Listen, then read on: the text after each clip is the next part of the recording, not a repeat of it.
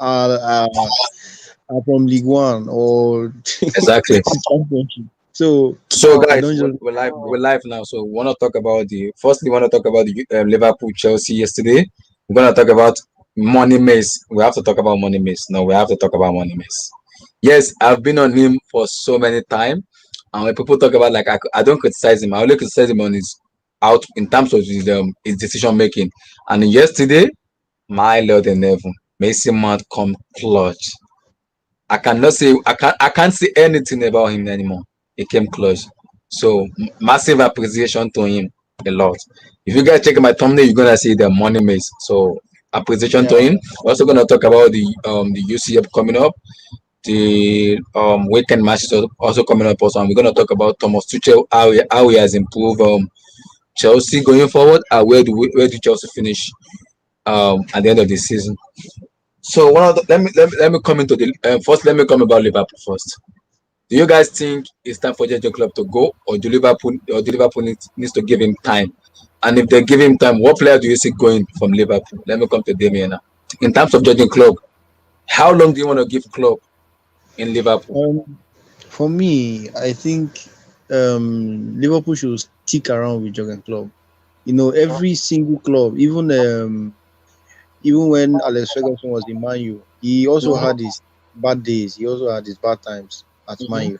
So I think he should remain in Liverpool, and the board should also give him time because he has done a lot for the team. He's just they started every team. If you check out Tottenham, Everton, Yeah. Arsenal, Chelsea, even Man City, the group leaders, they had their downtime. So I think they should just give him time. Next season, we see what will happen. So in terms of the player going, do you see Salah, Mane, or Salah going? Because I won't lie, Salah has been unhappy. He's been unhappy. Look, Salah body language looks like someone who doesn't is not even interested in playing for Liverpool anymore. So your take on Salah and the other guys in Liverpool? I think Salah should stay. Salah should still stay because if you check out the other players that left Liverpool in their prime, Mm-hmm. Liverpool is a top club. They have quality players around them. When I mean quality players, right from the wingers, the midfielders, they have people that feed, especially if you are an attacker. You have they are creating chances for you. You understand? Okay, check out the number of chances that Salah normally miss in a single match, Mm-hmm. but he's still topping league goals in the Premier Yeah. League. So I think if he goes to another club, how many clubs in Real Madrid wants to buy him, so Real Madrid wants to go for him. how many chances do Real Madrid create? You know, a person like yeah, number nine, Karim Benzema. Benzema. Yeah. Benzema is a player that is very hardworking. Yeah. He's very hardworking. He will go to the midfield, he will go and defend, he will still create a chance for himself and score. Yeah. Salah is not that type of player. Salah will not defend. Salah, sometimes he will not even mark. So I just think, for me, my take is he should remain in Liverpool. Hmm.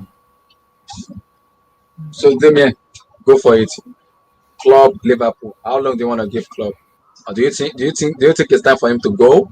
Or are Liverpool fans reaction too much in Liverpool judging club system? Because if people look at it, people will say he's a system manager. Yes, I get it. But Yeah. it needs to fix that team to have a plan B in terms of winning. Because since I've seen this Liverpool team, apart from the game pressing they play, I haven't seen any plan B in the way Jurgen Klopp plays. That could be a downfall in Liverpool because next year, if he's giving us the player he wants and still it doesn't succeed, I can see him going. Very, very likely see him going. I think what caused his downfall. He started from his injuries. His injuries. He had couple of injuries. The top players, the starters. There was a time even all his starting 11 were Yeah. injured. You understand? Yeah. So I think Yeah. he should be given a second chance. A player like Van Dijk, a top defender like Van Dijk, they were criticizing him. There was one time they were criticizing him that he's overhyped and stuff like that. But you don't know, the presence of a single player can make the team progress so much that you can't even imagine. So I think he should be given a second chance. He should be given Mm, second. fair enough. Damien, your take on Jurgen Klopp? Are Liverpool fans overreacting too much on him, or do you think he needs to be given time? Because for me, I rate Klopp ahead of Pep Guardiola. People know that my way on Pep Guardiola. I don't wanna talk too much on Pep. I'm gonna keep my word at the moment. I don't wanna talk too much on Pep. I rate Klopp a lot, but the way he's been playing recently, Klopp has been looking so. Apart from I can understand Van Dijk, Gomez has been injured. Yes, I understand. Every Yes, manager he has a does plan have. B. If your Yes, plan A doesn't work, you have a plan B that can work. That's how you are called a manager to coach that team to make them look Yeah. better. So yeah. your take on Jurgen Klopp and Liverpool entirely, or will you put the blame on FSG? Because if the owner doesn't back a manager, how do you expect him to succeed? It's not going to be possible. It won't. Yeah. Well, to be honest, I feel like Liverpool should give them um Klopp another year. He deserves it. You know, with what he's done at Liverpool, getting them a CO and a Premier League win. He deserves it. He deserves time. So, I mean, if Liverpool sack him, it will be very stupid of them. And you know, but yeah, I mean, I do see if Liverpool don't get top four, they don't get Champions League next season. Salah's definitely leaving. Mane, all of them, they're definitely leaving. I don't see them playing in like Europa League, whatever. Um, no Europe or whatever, wherever they finish in this season. I So, think I have an unpopular opinion on it. hmm Go I, for it, I Dawson. think I think I think Klopp should be sacked. how? I think he should be sacked because at the end of the day, what are Liverpool known for when they play at Anfield? Like you're scared to come to Anfield, The right? fear factor, yeah. Yeah, Yeah, there's very that well. factor. Yeah, with fans. Yeah, true with fans, but even without fans, at the end of the day, you cannot lose five straight home games at Anfield. Five straight home games in the league at Anfield to teams like Everton and like they've never even like this thing with Klopp, man. Like when he was at Dortmund, remember that season where he almost looked like Dortmund were gonna look relegated? Relegation, yeah. I remember it. Yeah, like they looked like they were Was it fighting the was relegation it that the season. 12, 13 season or which season? I could No, remember. it was What season was 14, 15, 14, 14, 15. 15? Yeah, they looked like they were fighting relegation.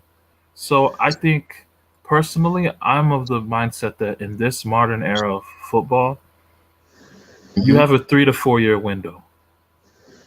You have a Mm, 3 to 4 year window, and unless you're getting backed like a Pep Guardiola is at Manchester City, mm-hmm. like if you're not going to get that financial backing within that 3 to 4 year window, you're going to be out of ideas. That's just what it is. You're just going to be out of ideas. And Liverpool, thing with Liverpool is that even in these recent games, Yeah. they don't have excuses for these recent games because at the end of the day, they still have Alisson, they still have their two best creators in Trent and Robertson, and Yeah, then they still yeah, have the front three in Firmino, Mane, and Salah. Yeah. So he doesn't really have an excuse. You still have Wijnaldum, you still have Thiago Alcantara. Yeah. So you don't really have an excuse, Klopp. You just look like a guy who's lost, you know, who has no idea of what to do from this point on. And right now, like if I'm Liverpool, if I'm the Liverpool management, I sack Klopp and I get somebody else. I get somebody else in, and I probably Okay. So sell. I who do you sell. get? Oh, see, that's the thing. That's where it's hard. Like you don't really People know who say to get. Nagelsmann. Nagelsmann is a big risk going to Liverpool Yeah, that's a because he's risk. too That's young, a risk. Yeah, too very young. I young, agree. and I people are agree. shouting Steven Gerrard. I understand Gerrard in Rangers is doing very well, but Gerrard coming to Liverpool is a big. I wouldn't say failure, but I would say is a stepping stone You know to what? You Liverpool. know But what? Liverpool is a big club. Liverpool might need to follow the Juve template, with signing Pirlo, PSG template, and signing Pochettino, Madrid and getting Zidane, So they want to go for Barca and getting Steven Gerrard. Coleman. Like, I mean, just get Gerrard, get the guy. I mean, get the Liverpool legend, get the club legend, and see what happens. Relax. Just It get the doesn't club work like legend and that. see what It doesn't happens, work man. like that. It doesn't work Look, like that. I know, but like, I just feel they should try something new because Klopp, I don't know how he's gonna reinvent himself in these next coming years, especially when he doesn't have Daddy Shake like Pep does. It's way Relax. different. You know what I mean? So let me put it this way, Tosin. Do you think it's because of the FSG that is causing this issue, or because Klopp has not been really back that much in the summer? He said he wanted this, a defender. He was given a defender in the end of the transfer window. There are so many players he want for, and for me, I think the problem with club is loyalty. Too much loyalties with Salah, Mane, Firmino, too much. Those Yeah. players has been their form has been deep down, and you keep trusting. I can understand you want to trust player, but the loyalties is too much, and I think that could cost him his job because if you are trusting too much players, if they don't turn But up who for who you, who who it's a who big who problem. who, who are the alternatives to those players? Those are the best players he has. You Yes, know? I know, but sometimes they can rotate. I've seen this year. I've never seen Mane this bad. Mane, what is this year? Mane look like a class A for me. Yeah, Sadio he's a class Mane A. Yeah. look class A. I don't know what's going on with Mane. Maybe his head is not in Liverpool anymore. I don't know. He look like class. I look at Mane and I'm shaking my. Is this his Mane that was playing 2 3 years ago? Is it the same Mane of last year? I don't know what's going on with Mane. I He mean, just look like someone that is fatigue creeps in, man. That's what happens. That's what happens. And then let me look at who they've gotten this season. Let's look at the transfers. So they got a guy from Olympiacos, uh, Costas, whatever. Tasminas, or was his name? Yeah, whatever. I don't. Who cares about his name? Yeah. So they got that guy. Then they got Thiago. Then they Yeah, got Diogo Jota. yeah. Mhm. And then they got a guy named Ben Davies and a guy named Ozan Kabak. Class A. I'm just saying, wait, but still, they spent £74.3 million. So I mean, he got some. I mean, there was some financial outlay poured in this summer. Come on, Mm. 75 million pounds spent. I'm just saying. So, I mean, you spent 20 million on Thiago. Did they really spend 20 million on Thiago? Or did So I Thiago think come for free? 25. Wow, But they spent money on Thiago. How did he not Yeah. come for free? Thiago hasn't really been impressive. Yeah, He's just stagnant with the ball. You give him the ball, he doesn't make forward passes. He's just there. He's just there. I'll say this about Thiago, man. And I kind of, in a way, I kind of halfway predicted him being underwhelming for Liverpool. Because at the end of the day, like, if you're gonna add a different dimension to Liverpool, you need to be like a number 8 / a number 10. You need to know how to work, higher up the pitch. Thiago is a sitting midfielder. He likes to sit in front of the defense and just make passes all day long. The Premier League, You that's get found cool, out. but yeah, in the Premier League, they're not going to let you do that, And Yeah, yeah, you also have Henderson, who does the same thing. You have yeah. Fabinho, who obviously he's not the same style of player as Thiago, but he also likes to sit in front of the defense. Mhm. Yeah. You have Wijnaldum, who also can sit in front of the defense in his own way. So Yeah, what is too Thiago many. really bringing you? He's not going to bring you Yeah, anything. too many. Yeah, And too many. and I'm not even trying to hate, but like I felt like his Champions League run last season was very overrated because going if Overrated. you it was overrated because I'm telling you right now, like that team, if Benjamin Pavard does not get injured at the right back position, Mhm. they go into that Champions League with Kimmich and Goretzka in midfield, with Pavard at right back. Kimmich doesn't go to right back. Kimmich stays in midfield for that run. Yeah. So Thiago have been on the bench throughout that run. He would have been on the bench. But because Pavard got injured, Thiago got to play, and then everyone started going, over the top about him. Like Thiago was an elite player in like his those early years of Bayern. Thiago was incredible, an incredible player. He was way more dynamic too as a player. Like, but since like I'd say the last year or two, maybe even 3 years, like he's not been this needle mover in midfield that people think he is. I mean, that's just what I really think about him. But like overall, like he got this big like hype garnered onto him, and then Liverpool fans thought that he's going to change their fortunes, coming into the season. And now they're experiencing the things that Liverpool fans were mocking United fans for, saying, "Oh, you can't unlock Pogba, you can't unlock this player, you can't unlock that player." Now the Liverpool fans are having discussions about how are we going to unlock Thiago.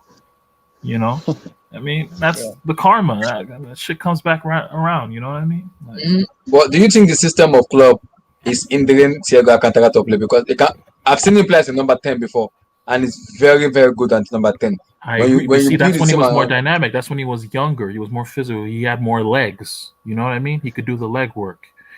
The thing with Yeah. Thiago, if you look at his career history, he's Mhm. had less and less starts. Look at his starts. There are 36 games, right, in the Bundesliga. He's playing like 15, 17, 18, And 20. no Like, assists, no goals. yeah, and I mean, technically, it's not his job to score goals, which is fine. But like, he's having like 15, 17, 18. Like, he has a he has an injury history, you know? And yeah. no third passes, nothing. Yeah. Okay, So, okay. Can I say something? You see, the issue was about Thiago Alcantara is that I really think he's not the right player for Liverpool at 20 bottom. I Hmm. felt they yeah. should have gone for a proper or natural number 10. Like Yeah. like who like who like who like This who? sounds weird to say. This Wait, sounds wait, weird to say, but they should have had like Coutinho. If they had Coutinho, if they'd they be had a fine. player like Continental, yeah, because I felt Thiago, in, including Thiago in the squad, is just like an SS. They really Yeah. don't need him at 20 Yeah. bottom because they had Fabinho as the center midfielder. They had Fabinho, Henderson. They had Chamberlain can play as a center midfielder. They have a lot of players. So including Thiago in the squad is really not what they needed at that time. And then I won't say Thiago is overrated also. He does his job. It's not his job to score goals. He does the midfield. He controls the midfield, dictates play, passes the ball around, and that's how he has been playing. He played like that for Bayern Munich. He played. That is just his style of play. If you look at Yeah. variety of PSG also, variety. I would say they play like almost like the same way. And you see variety, Verratti's better, bro. Verratti's better. and you I'm see telling you okay, now. you say Verratti is better ball. I'll tell you if Verratti come to Liverpool, he might play worse than what Thiago is playing. You see Verratti. I'll tell you, I checked. Let me say Wait, this about let me Verratti. say. I'm a PSG fan. I'm a PSG fan. Okay, wait, sorry. Let me let you finish. Sorry. Okay, okay. You see Verratti. I was checking one day and I saw he had just like 5 goal contribution in league games that he since when he has been playing for PSG. So I don't really rate that kind of player on goals and then assists. They do the dirty job in the midfield, and then the strikers and the attacking players they are supposed to do their job and then score the goals. The midfielder does their job in the midfield. So have you and then let me continue. Have you Liverpool problem? I think they should stick with club. It's just a bad run of games and they'll be over it. Um yeah, I think they'll be over it. But if at the end of the season there's no real tangible changes and then they can let club to go and then bring in another experienced manager, not Gerard. Because if Gerard comes to it will be just be like Lampard Volume 2. I Yeah, tell yeah. you, it's just like Lampard Volume 2. No, but reputation of he's Lampard. more successful. He's more successful than Lampard, though. Yeah, because of the competition is playing is less competitive, if I can say it that way. Gerard with this Liverpool squad, I really Yeah, you can doubt. see that. I really doubt. If Lampard was coaching Rangers or Celtic, he will do better than what he did at He will Chelsea. do the same. Yeah, Yeah, yeah, yeah. true. So that is the point there. So I feel Liverpool should stick with Klopp till the end of the season, and then if there is no improvement, they can let him go and bring another talent, An experienced coach, and experienced get manager. get the players that they need. They actually need a 10. Number 10, a I very think creative. if they want to go for they want to go And for then a when manager, you can have this they former Juventus coach. Like Masalegu. yes, you can go for him. But with Liverpool, because Liverpool have been playing attacking football. All their complaint will be why Allegri, who's like more defensive manager. How do you want to get a defensive manager? That's where the problem with Liverpool is They gonna can't be. they can't get a better defense a better manager like other than Allegri. You want to Allegri. go for that girl's man, or you go for Eric Tag Hag, or I don't know which other Yeah, manager Ten can you Hag. go for no right now. no there are actually a lot of coach that are attacking minded that can do well at Liverpool. You are just talking about the high profile ones, the ones that are popular.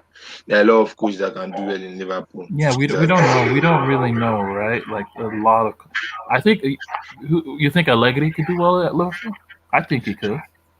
yeah, I think it could also. Yeah. Yeah, like, and I think what helps Liverpool is that they're very good in Europe, and Allegri is good in Europe too, in his own way. Yeah. So that could, like, But, translate.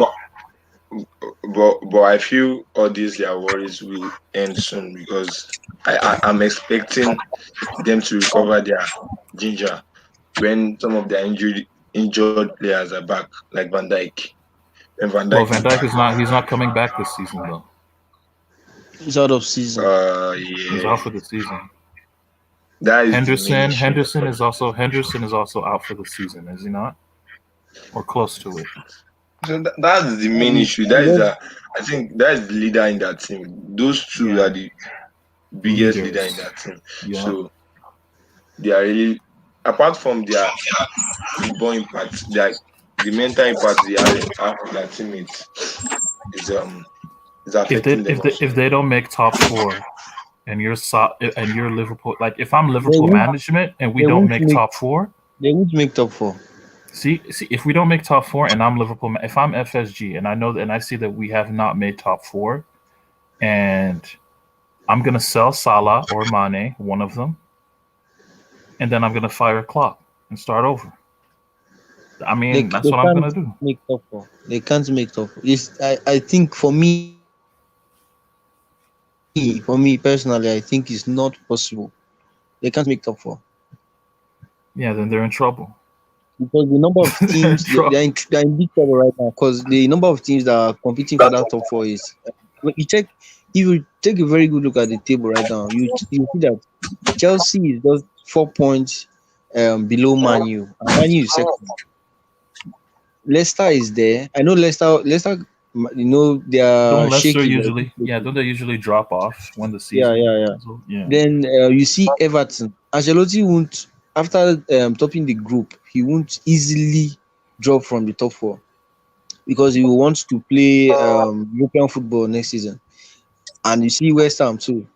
So for me, I think one of these teams might surprise us and just enter the top four. And I don't see Liverpool. Fair enough. And I was listening to what Apache was saying about Marco Verratti and then Thiago Alcantara. PSG is a more technical team. It's a very physical team in that, and Legon is a very physical team. Yet, Verratti may be getting injured, but if you look at the way the tackles they're doing in Legon, you will not want to play in that league. People may say Neymar is an injury prone player, but he gets so many tackles that Just look at like what's going on in that league. People get so many injuries. So but if Varane comes to the hip here, it will do much better than Thiago Alcantara for me because it's Yeah, more I of a agree. technical player than Alcantara for me because he understands how football is being played. He Verratti has understands. more. He has more of that pit bull mentality to him. Mm-hmm. Obviously, I'm not gonna say he's gonna be like the best, but he would be. Yeah, I think he would be amongst the best central midfielders in the Premier League easily. Yeah, like if he went to the Prem, like yeah, because his For me, because passing. I believe it will be much better than Alcantara. If it was one Liverpool were going for, it would be much better than the way they pass, the way they create chances. Marco Yeah. Verratti will be much better than that. But getting Alcantara is iffy for me a little bit. The thing with Alcantara is he lost a bit of the dynamic side to him. He knew how to I play as a don't know. number 10 before, like and number 8. Like he can't if he can't play when you look at Verratti against Barca recently, he was Mm-hmm. playing as a number 10, as like a false number 10. Yeah, Every time he was in the last 30 meters of the pitch, yeah. his brain could think quick enough to make the pass. Like that first goal for Mbappe, Mm-hmm. quick Yeah, flick around the corner, Yep. right? yeah. Like Thiago, I don't think Thiago can do that. You No, he know, can't. I don't think Thiago can play high up the field and make that Thiago would rather decision in the Thiago split will second. Thiago do would that. rather bring the ball backwards. No, Exactly. no, Like no, no, no. Thiago will do that. We've seen a lot of assists. The Thiago, no, a I'm quality How many assist. assists, bro? How many assists, bro? No, no. Verratti doesn't have a lot of assists. Also, Thiago. If you check, Thiago has some really great like out. Which what am I going to use? Like really good assists. Go check his assists when he was in Bayern. but He had some mad. this is the thing though. Like in terms of like the numbers, you can't really crunch it down to numbers. You have to Mm-hmm. use build up. You know, like when a team is building up, there are Yep. metrics Yeah, in build up, yeah, right? There are some metrics you have for build up play. And I yeah. guarantee you, Verratti's metrics in build-up play is stronger than Thiago because Thiago doesn't move. Verratti moves. Like there are some players who like to pass and sit. His There are passing some players. There are is players that like to just pass and then they'll sit. Some mm-hmm. players also like to pass and move. You know what I mean? Yeah. Verratti Yeah. passes and moves. Thiago likes to pass and then just sit. A player Right? like Kovacic in Chelsea, Yeah. You know. pass and move, pass and move. Even Bruno does that a lot. Yeah, exactly. So so you guys are saying club should be given like a chance, one more chance next season to figure this For out. me, for No, me, no, no. yes. You just have to Chance. the end of this season. Yeah. Okay. Okay, Well, yeah, let me I put it think this way. Let me put it this way. What if they don't finish in UEFA Champions League spot? Maybe they finish in the Wait, who? UEFA Liverpool. If they finish maybe seventh or eighth or even say let's Nah, say nine. personally, if personally, you're I want Liverpool, and you know, Liverpool to if make I'm it to Liverpool, if I'm FSG, and Mm-hmm. I know that I cannot get top 4, I am telling my team to tank. I do not want any parts of Europa next season. I don't What? want that I don't want that Thursday night game. No, I don't want it. I'll get a better team. I'll get a better team for Wait, next wait, season, wait, wait. and then we can Thursday night challenge for football. You the don't league. want We can challenge oh for the oh oh league, oh oh oh oh. bro. That I'm telling you, that Thursday night thing, it hurts teams, man, in the league. That's It it does. better. What of the No, UEFA Conference League? or what? UEFA Conference League is coming up also too next year. You want to tell me Liverpool What? champions of England is gonna go to UEFA Conference League? I No, am no, done. no, no, no, no, Never no saw. Europe. The idea for Liverpool is no Europe, no Europe at all. No Europe. It's not gonna go well at all. So, ask your thought on Jordan Klopp. Do you think Liverpool should give Klopp time, or do you think like his system is being figured out, or do you think it needs like maybe an international break to figure things out, just like I get think his head together and I come think back to Liverpool? We know. I think that he just needs when the squad comes back fully fit, I think that's when we'll truly have an answer to this. Mm-hmm. Because I think that Klopp is a little bit of a philosophy version. So when he doesn't have the players he needs to employ a certain kind of style, he's still going to stick to it his Yeah. best. Which is what annoyed me about watching the Chelsea game yesterday. I was wondering, why are you playing a high line when you know who has You have to exactly. People that was why I criticized him, because Timo Werner love Island and you are playing it. Timo Werner doesn't play with mid block, he will not survive. But you are playing Island with Timo Werner, you are done. Look, man, but at the end of the day, you're Liverpool. You're at home. Like you're not gonna sit back. You know what I mean? Like it'll be very embarrassing for him to sit I back understand. against Chelsea. I understand. I understand it being embarrassing, but sometimes you just have to be pragmatic. It's not even because at this point it should be more about trying to get top four than trying to figure out some magical way of playing the same way you've been playing. When you know you. I mean, he did switch up like his build up phase. Like he would have Trent play as more as like a third center back in the build up. Yeah. And like he would have like it would be like Trent, Fabinho, and that Schalke dude, whatever, in the build up. Then he would have Thiago with Wijnaldum, and then he'll have Robertson really high up the field. Well, I mean, my question is, Robertson's a better defender than Trent. So why? Yeah. So why is he having Trent being the one? More? Because Trent has good distribution. In theory. Like to build up into midfield. Yeah. To build up, yeah. Exactly. So I mean, he's trying different things. They're just not working. I know. I'm not. I'm not saying like, oh, it's his fault and like he's been exposed. I'm still saying he's obviously gonna need time. But yeah. But dude, I'm literally like, I took a really like controversial. I think they should sack him. I think his cycle's over. I really do. I just feel like there's a time when like, bro, like you're gonna try different things, right? It's not gonna work. But it's just not gonna work. Tosin, you remind me of 2015, 2016, 2014, 2015, Jose Mourinho second time when we were beaten mercilessly by Leicester City. We finished fifth.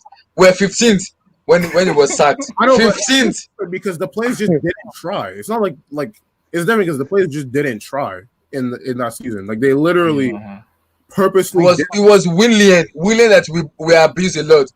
That helped us. He was carrying you that time. It was the carrier, Willian. That season, I don't want to remember that season. I do not want to remember that season. I don't. No, but that was an interesting season because Hazard had like a hip problem, and players were just. I think Mourinho said in an interview that season that like he gave players too much time off, so they weren't physically ready for the season. So it backfired. Do you guys remember that Mourinho team that won the title before he got sacked? Before the year that he got, then the year after that he got sacked. That team was unbelievable, man. It was so bad that I wished I was like, Mourinho, just please leave Chelsea, please leave, please get sacked, please, because I had no hope. There was no hope. Going to Stamford Bridge, you were not going to beat that defense. You were not going to score against them. It was impossible. If Ronaldo didn't step up after the 06 World Cup, I don't think Man United are winning a league title. Like if Ronaldo didn't like become like one of the best players in the world after that World Cup, I don't think Man United are winning any of those three titles that they won. If Mourinho, but like they were what 2? I mean, they could have won 5-6 straight. Yeah, because they only finished like 2 points off of Man United, like 2 out of those back-to-backs. Yeah. So. No, man. People underestimate. Man, but see, like if you're a Chelsea fan, like how can you even like look at your current team and like that other Chelsea spine? That Chelsea spine had so many leaders. I know what's funny? You know what it is? Yep. Because we were talking. Wait, guys. Let us get finished. Let's get finished. We were talking about like that specifically what you said to us yesterday, and honestly, what it was is that after the owner just really trusted that spine to win the Champions League. And it's kind of like after they won the Champions League, everything after that's kind of like a prologue. So does that make sense? Kind of? Yeah. So because you can kind of tell they never really planned what they were going to do after that. Because you look at all the talents they let go of, like De Bruyne, Lukaku, who was supposed to replace all these guys. You look at the fact that, I mean, honestly, if you think about it, the transfer window Chelsea just had is probably the first time they've aggressively spent money in like a decade, like 200 plus million. You know what I'm saying? Like, I can't remember the last time they've spent that much money on like that many players in one window. You know what I'm saying? So I think that, and in a way, man, like I don't like how Manchester City have just made the Premier League look like. I blame two clubs for Manchester City's rise. I blame Chelsea, and I Yep. can't blame Liverpool because Liverpool don't have the funds. They don't have the means. I blame Chelsea and I blame Manchester United. Well, let me. I can answer that. You can't be sitting here with your dick in your hands watching this team straight up break away 10 points, like No, but 10 points, 15 points, like it's a joke. You know what the difference between this Man City? Hold on. SK. Let me just reply to him. The problem is that one thing people need to understand is that Manchester United has been run poorly, even under Sir Alex Ferguson, to the point that even when Manchester City won their first title, there was no way they should have won that title. It got to the point where Sir Alex Ferguson, because it got to a point where Rooney wanted to leave because we sold Tevez and we sold Ronaldo, and it was just literally Rooney that was left. And you guys got Gabriel Obertang, and yes, nah. You still have Van Persie. You have Van Persie that one season. No, but that's literally after the Manchester City won, and then Marino, Sir Alex Ferguson said, "Bro, we need a striker." Like it got to the point like we can't compete against Manchester City without getting Van Persie. And even the team, bro, you can't. But like in a financial sense, you're not broke. You and Chelsea. That's what I'm saying. Like you and Chelsea are the two clubs that have that financial power in the market. But the owners have been trashed since like 09, 010, right? Yes. Also, pretty much what I'm trying to say, right, is the reason why if you compare this Man City team to the Chelsea team I was talking about, you know what the difference is?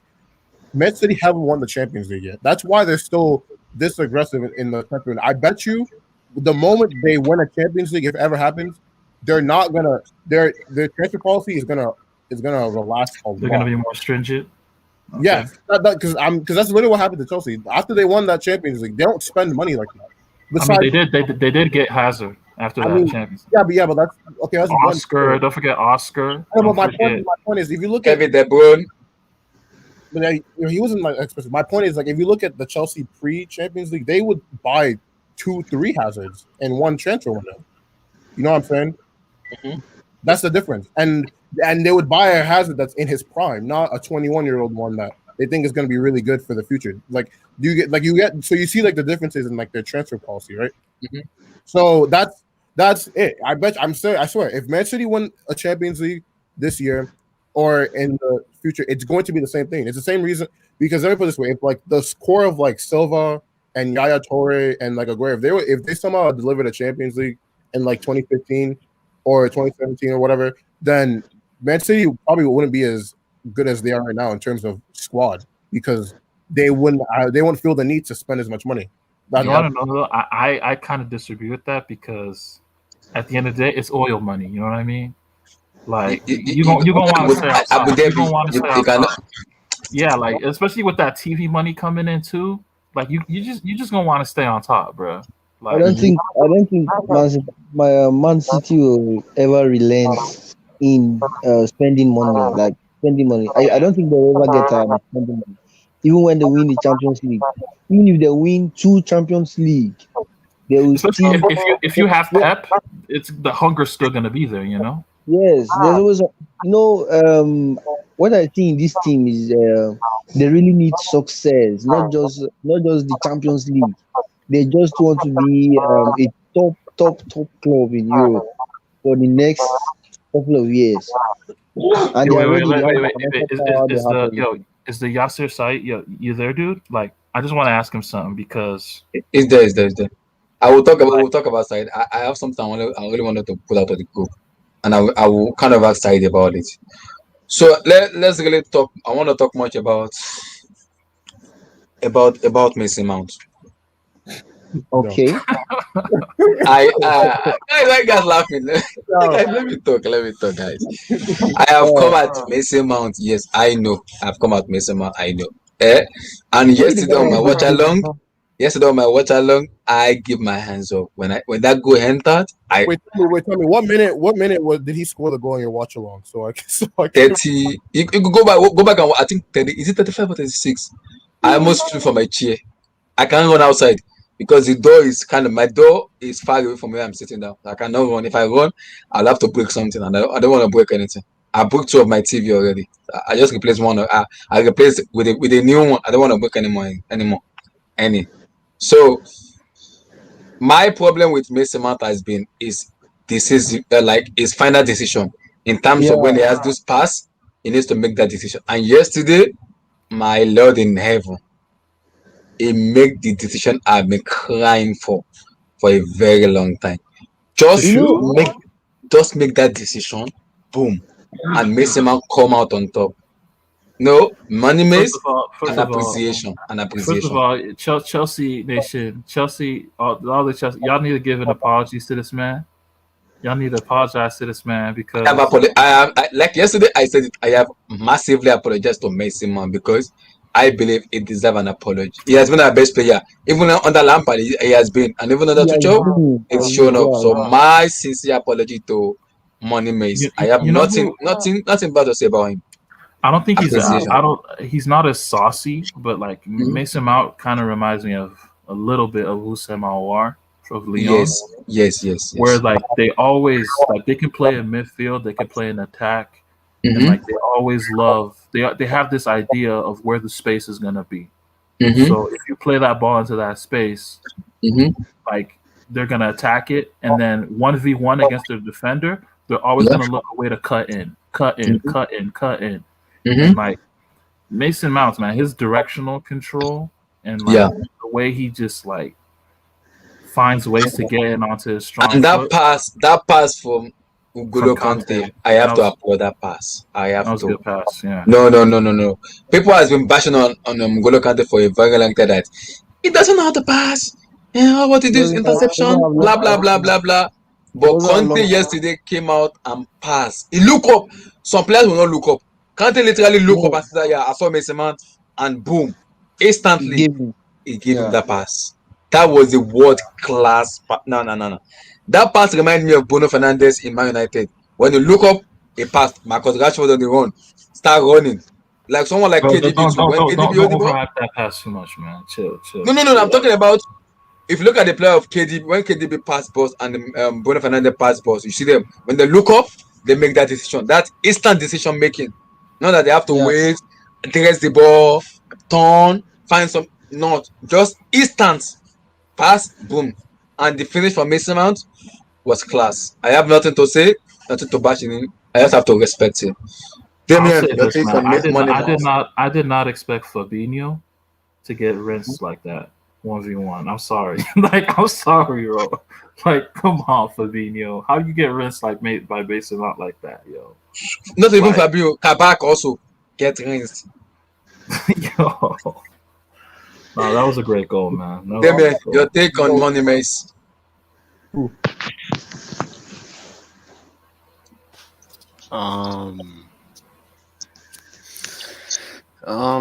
I mean, he's all right. I mean, I'm gonna keep saying this. He's all right. He's not a special player. My opinion hasn't changed based on one game. So, He has to be consistent though. yeah, I said it last time. He has to be consistent. I still don't, rate him as highly as other people do. Mm-hmm. But yeah, I mean, it was a good goal, And yeah, I guess that's all I have to say about him. That's fine, but like, who's better? Like, y'all need to tell me because I don't watch Chelsea that much. Like, but I think for me, I have who 3 plays 4 better? players that are better than Who's better than Mason Mount on y'all squad? Like for the position, just for the what he plays, for the position he plays. Is it in EPL or in Chelsea? No, just Chelsea. Yeah, not. Yeah, I'm not. I'm not being sarcastic. I think Kai Havertz is more better than Mason Mount, but it's not been playing that much. So I wouldn't come with an argument of he's better because I have to see him play. Why can't Havertz get some games though? Where That's he at? why I said. That's why I said. That is why I said I'm not gonna be like because I'm a fan of Kai Havertz now. I have that. No, he has not performed to the level I want him to perform. So I can't just come with an argument and say it's better than Mason Mount. Bro, Mason Mount Kai has been our Havertz, best player under Kai Lampard. Havertz, So Kai Havertz this season has as many big chances created. The stat it says big chances created. He has as many big chances created this But season he as has, Ederson, the Manchester City goalkeeper. Bro, but he come hasn't been on, playing though. He come doesn't on, play. G. He doesn't play though. That's not fair on Kai Havertz because he does not Bro, play. he do be playing, bro. He do be playing. He do be playing. He gets games. He gets When was enough. the last time he played? When was the last time he played a game? Bro, look, man. Chelsea, was it Arsenal? Bro. Did he came in halftime? No, he came in like the last time. No, like, I don't think he came in at all, actually. so Yeah. let me come The reason why he don't play is because he he's not offering as much to the team as a Mason Mount is. Like that's just the truth. No. But then here's the thing, That's guys. Here's the thing. There's one player that played for Chelsea that I really, really liked. Like he was like my favorite player to watch over at Chelsea, and his name, and he plays for Arsenal now. His name is Willian. Yeah, 4-1 is trash. Yes, yes, I will induct you to class D. I will put you into class D. Honestly, No, man. no. I'm not hearing any Willian slander. The guy is amazing, but Chelsea. Hey, by the way, Chelsea has destroyed Willian, so that's conversation for another day. But then the thing with Willian is that what I see is that when he had that amazing season where he scored, I think he had like 20. 14-15 season. Yeah, and then Hazard didn't play so well. He I still think only that's has like what's happening 70 with goals. Mason Mount.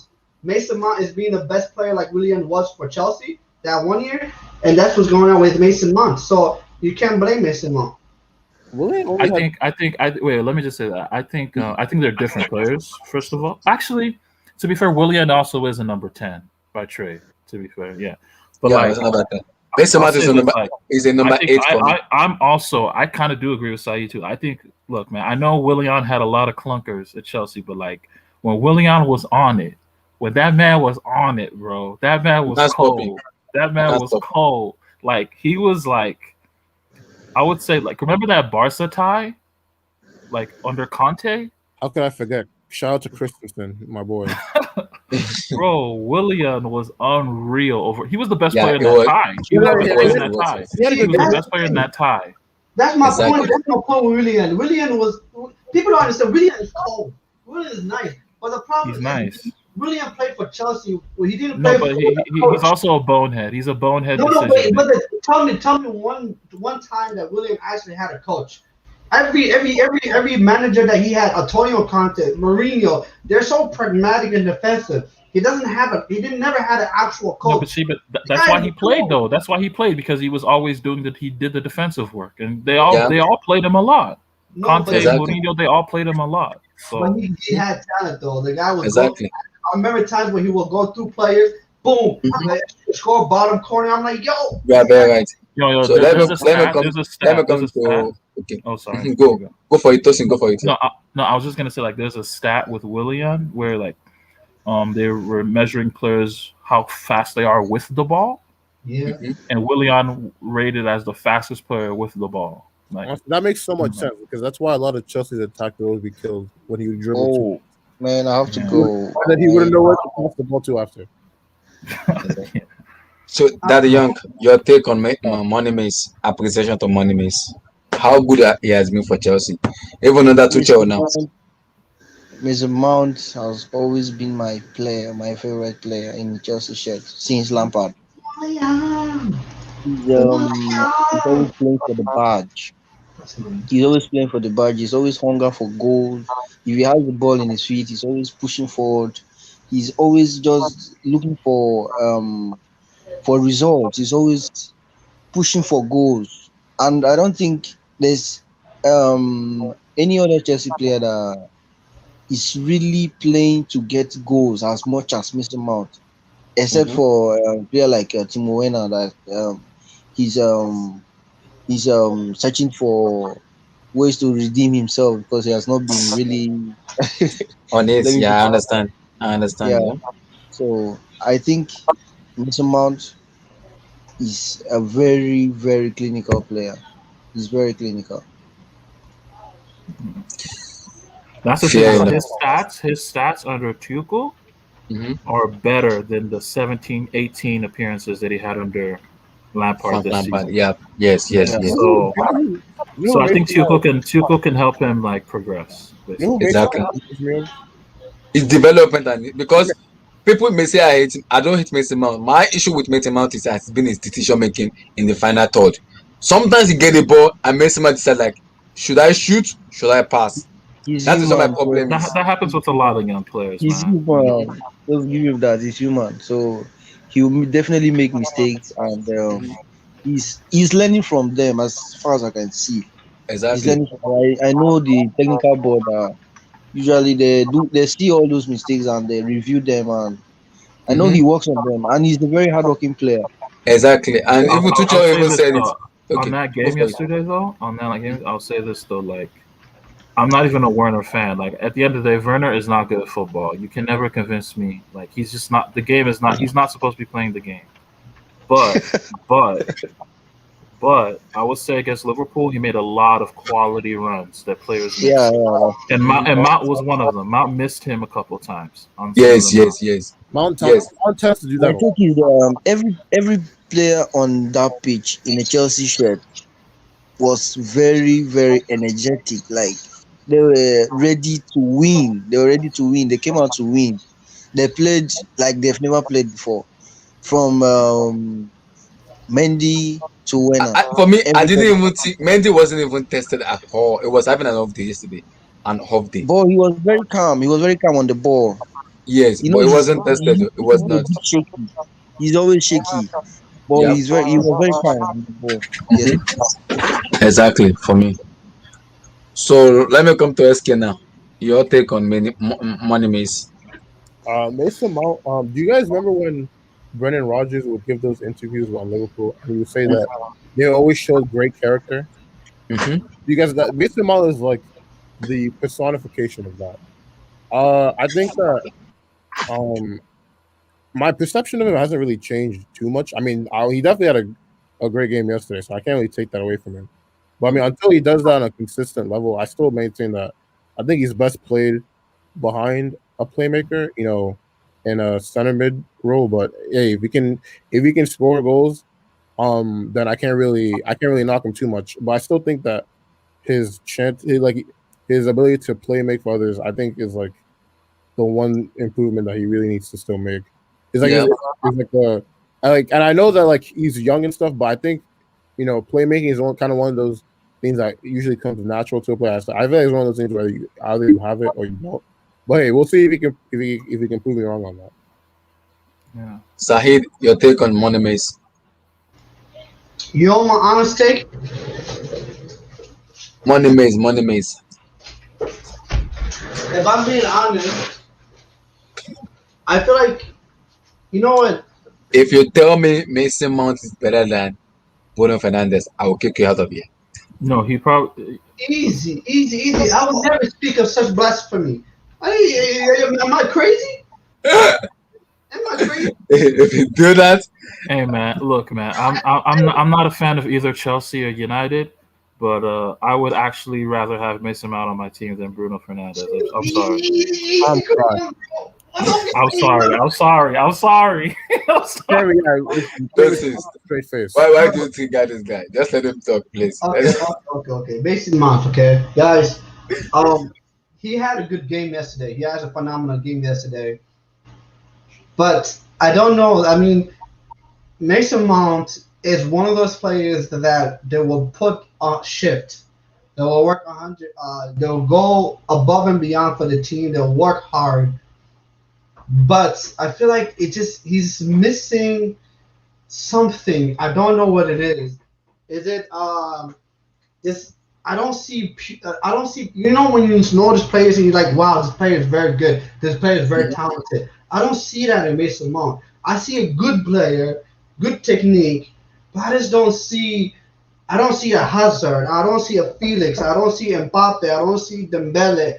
I don't see that thing that just literally gets me literally raise out my feet and be get up and be like, wow, what a player. I don't see Mhm. that. I think Even with time though, it will get used to because if with time playing time and everything, he will get used to it.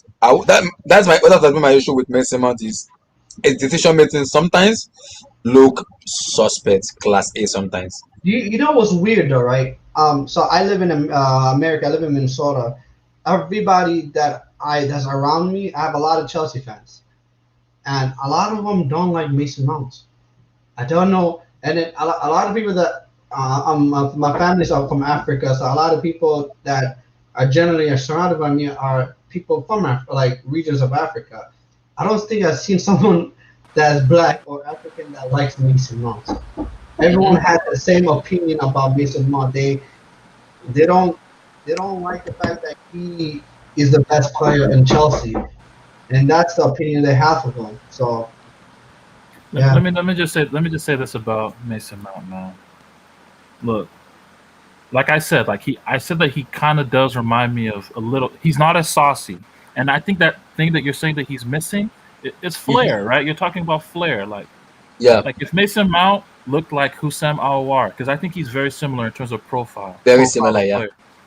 If he looked like Houssem Aouar, everyone would be like, "Oh, he's amazing. He's the next big thing," you know. When I look at Mason Mount, what I love about him is, look, man, football is a simple game. If you're a number 10, if you've played as a number 10 in your career, the one thing you got to be good at is receiving on the half turn. And he's good at it. Mason Mount is good at it. Mason Mount is very good receiving on the half turn. You get the ball, half turn, size up your opponent, cut inside to your favorite foot, get your shot off. Mason Mount, ball striking technique, very good. So he has qualities. He has qualities there. You know what's very funny that you mentioned. I'm gonna say something. Mason Mount actually reminds me of an ex Chelsea legend who was the manager of Chelsea. A former manager of Chelsea. Is it Zola? He reminds me of Frank Lampard. I don't see it. Saeed, stop this stuff. No. Stop. Stop. I think they're way different. Stop. Bro, Lampard as a player, I rate him. Stop. Lampard, look, man, see, this, we might get to the huge argument. I don't want to get into Lampard and Mason Mount, comparison between Mason Mount and Lampard. Because Lampard play more as a number 10 in his peak, but Mason Mount is a number 8. That's why I say his decision making is poor because it's not used to the number 10 role that much. But Lampard is used to the number 10 role because he play under Ose, under Carlo. But so you don't see Mason Mount playing high, like, bro, like, again, he was playing on the left wing. On the left, yes. He was playing not really left wing, but he was playing in that left inside forward, yeah. The left the left channel. And he was getting the ball in between the lines, receiving it on the half turn, turning his marker, getting shots away. Like, I mean, he can play. When I look at Mason Mount, I see as a guy who can play as a midfielder, as an attacker. The reason why I say he reminds me of him is because what I see with Mason Mount is like pure technique, good strike of the ball, and then it's something. He's still young. He's gonna get better. He's gonna get more refined. But I can see Mason Mount playing as a number 10 that's to get the ball on the edge of the box and scoring a lot of goals like he did on the weekend. And that's something that Lampard really did a lot. No. Saeed, Lampard is like more of an hybrid player. Play more as a pops into the box and boom, score goals. So you can't. Mason Mount needs to learn. He needs to learn those attributes as a player first because I cannot compare him to Lampard because Lampard. No, it's way different. To be fair, Lampard at Mason's age, I would say Mason is more talented than he was. Yes. Way more talented. Yes. Way more talented. Like, I'm sorry, I'm not the biggest Lampard fan, guys. I'm gonna let y'all know that right now. Like, No, Abdullah, you're speaking of Lampard, the finished article. I am talking about where I see Mason. If he develops, I can definitely see him turning into Lampard. Come on, man. He's gonna play. Look. Like, I remember I was listening to the Complicated Chelsea show, and that's something that Daniel said. This guy is gonna play a lot of games for Chelsea. He's eventually to become Chelsea's captain. So I can of course he's gonna be a Chelsea. He's gonna be a Chelsea great, or he's gonna be a Chelsea legend. So I definitely see him becoming on Lampard. Lampard. You know the problem. how do you feel about that? See, like he's like that guy. I think maybe he's kind of similar to Lampard in the sense. I'm not talking about football now. Like I'm just talking about like when Lampard first broke through into Chelsea, people looked at him as like privileged kid who's getting all these opportunities. But it was 24 when he joined Chelsea. It was 24 when he joined Chelsea. It was 24. Okay. Mason Mount is 22. Even at West Ham, when Lampard was at West Ham, they just looked at him as like this privileged kid, right? Yeah. Like you look at Mason Mount. I mean, when he first broke into the team, all you Chelsea fans just thought he was just alright. He was nothing special, and he just keeps proving you guys wrong. Not even us, everybody, including me.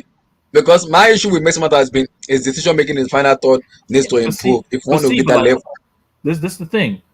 I really do believe Chelsea, in terms of like their youth setup, I think it's arguably the best in Europe. Yeah. The guys you're bringing up from Cobham training ground, Callum, they look professional. They look ready. So many. They look ready. They look ready for the league. Yeah, exactly. And they look ready for the league. Last season, you literally just had a bunch of youth kids. You got top 4. Yeah. And no disrespect, but then I look at Havertz. Is Havertz that much better than these Cobham? Just because he's the sexier name and he got signed for 70 million euros, is he better than Mount right now? Don't come at my boy. Don't come at my boy. Chill. Like Werner, I personally, when Werner got signed for you guys, I said I don't even think he's better than Tammy. Deadass, I don't think he's better than Tammy. I don't know. I don't want to talk about Tammy. I have my reserve on Tammy.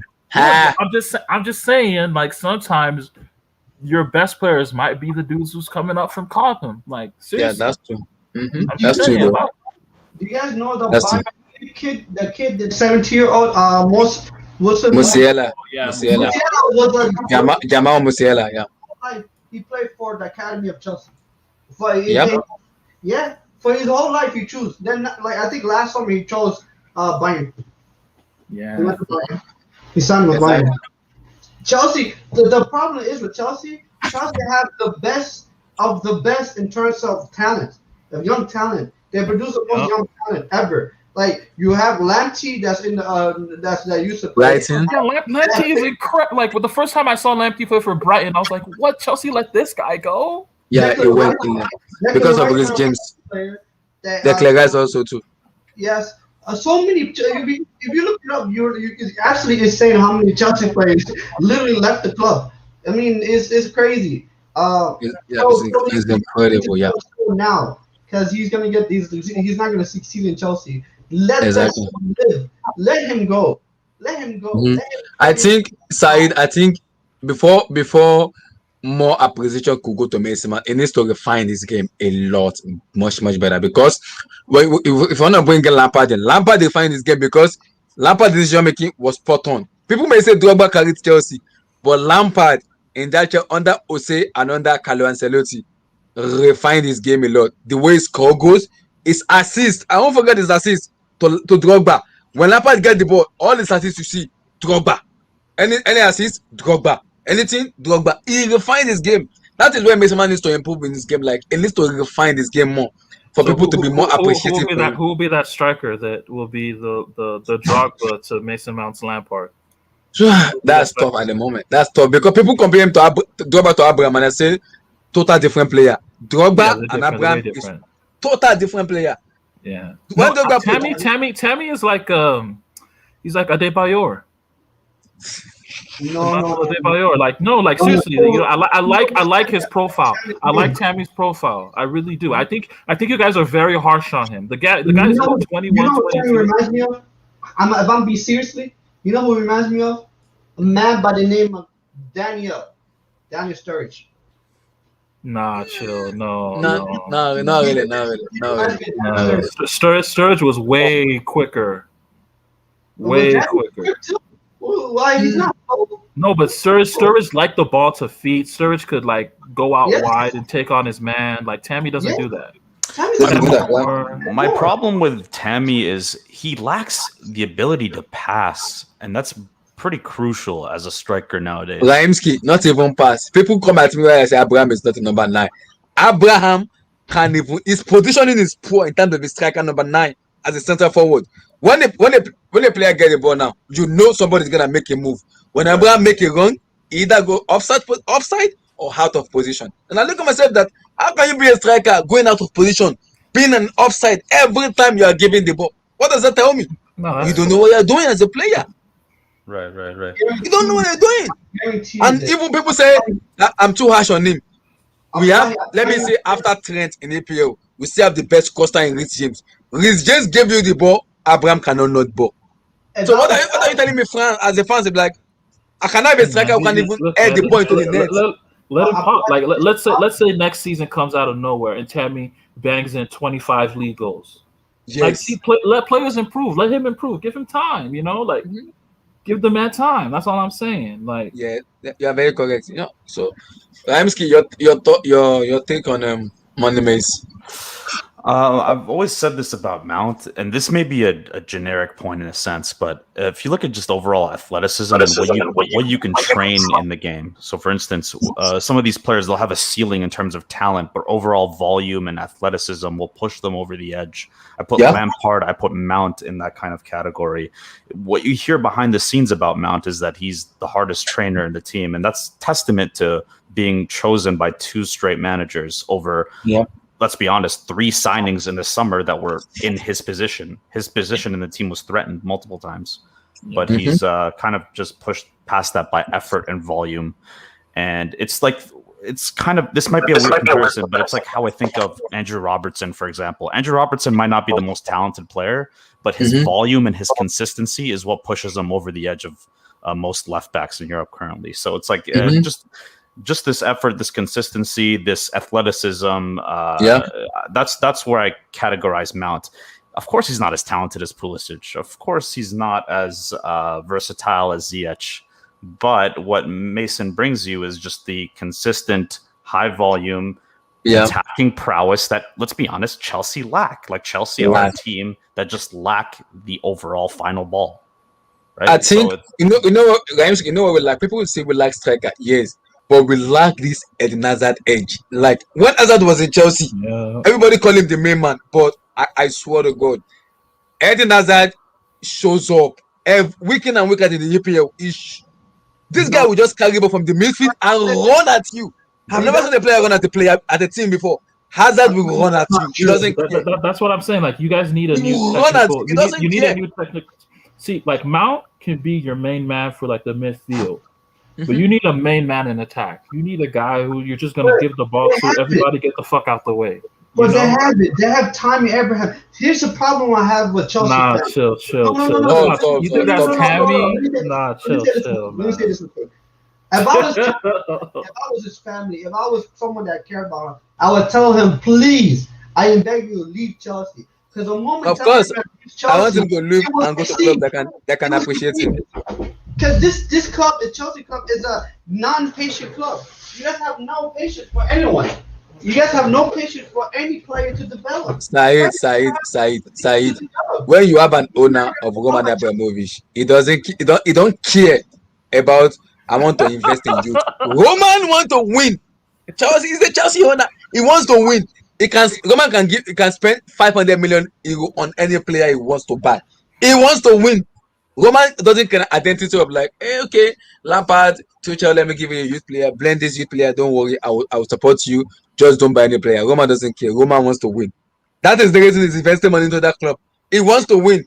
But if you don't do it, he will literally tell you, I can buy a player that's better than you and put you on the bench. That's Roman for you. That's Roman. Okay. I'm gonna ask you a question, Abdullahi. How many Champions League have Chelsea won with that mentality? With that mentality, how many Champions League have you guys won? One with a man that you bought and you guys never gave him the credit. Drogba, you guys bought Shevchenko. You bought Torres. You bought so many different strikers to replace Drogba. Thank you. No. Thank you. You made mention of Drogba. Jose Mourinho was the one who bought Drogba. It wasn't Roman. Because Roman wanted to buy a flair player, but Jose said, no, I want Drogba. And I can promise you, Roman, in 15 years to come, Drogba will be a legacy in Chelsea. And he did.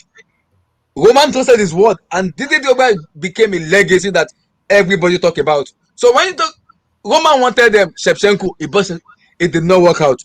Nicolas Anelka came in, it didn't work out.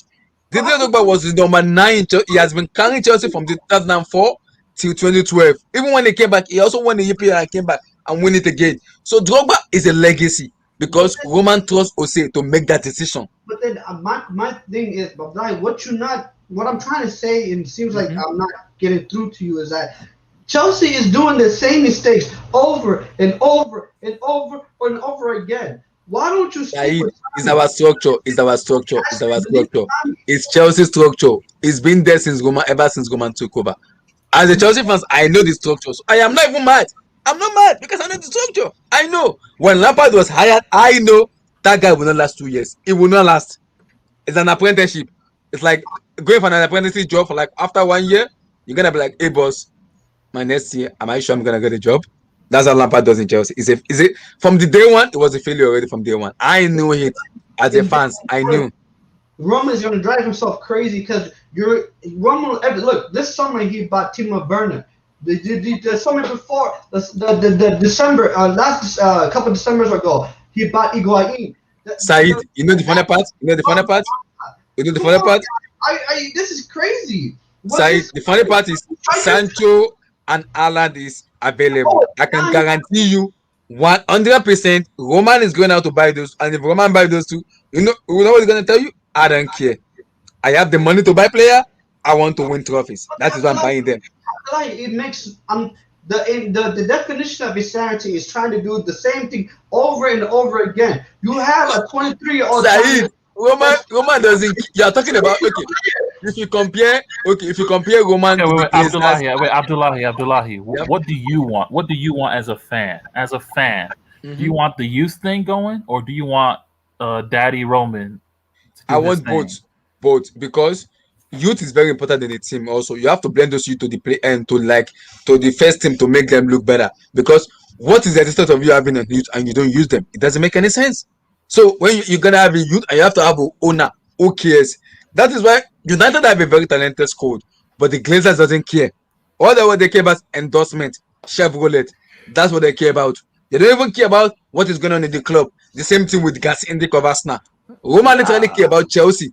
So Abdullahi, if you look at historically, the teams that tend to win the Champions League, their team is heavily integrated with youth developed talent as well as major signings. So, for instance, we think of the Madrid legacy where we had Carvajal, Asensio. I even consider Ramos a part of that because he really developed. Sure, he started in Sevilla, but he developed in Madrid as a youth. And these players integrated with these major signings and holes that we couldn't develop in our youth products. They're very integral to consistency. And what you need to win a Champions League is not only luck, but just consistent performances, right? So I think your philosophy of integrating youth with major signings is the perfect recipe for long-term success. Exactly. That's why when Tuchel I was like, okay, now Tuchel had an experience of implementing it into the team and also blending the players we have at the moment into the team. That's why I wasn't even like worried because people will say Roman this, Roman spend. We know Roman from day one that he cares about the club and he wants to win. Roman is, if you want an FA Cup, Roman will tell you, I'm not satisfied. I want more. Abdullahi, that is Roman. Let me ask you a question. Okay, here's the thing, guys. Because who right now the team that is the top of the league is Manchester City. Manchester City owners have a lot of money, but Manchester City owners have nothing to do with transfers. They just here's the money. And they have people that there as a committee that goes and get the transfers and run the club the way that it's supposed to run. Actual people that know what they're running. If you say that Roman wants this, Roman wants that, that is never good for a football club. If Roman wants to buy whatever he wants. Said, you know the problem of Chelsea Football Club. Like I've been debating, I don't want to jump on it too much because I know the problem. The problem is we have no director of football. Marina Granaskia is the one making the decision. In with that is why I've been pissing off because our transfer has been looking so suspect.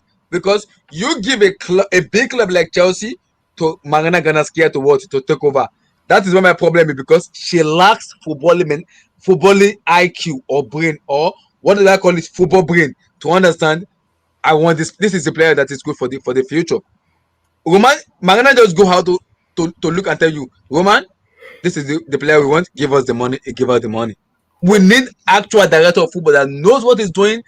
That's why I said Emenalo leaving was a massive help for us because Emenalo bought Hazard, Emenalo bought Kevin De Bruyne, Emenalo bought Oscar, Juan Lukaku. Mata, Salah. He bought so many players in that team that look at them today.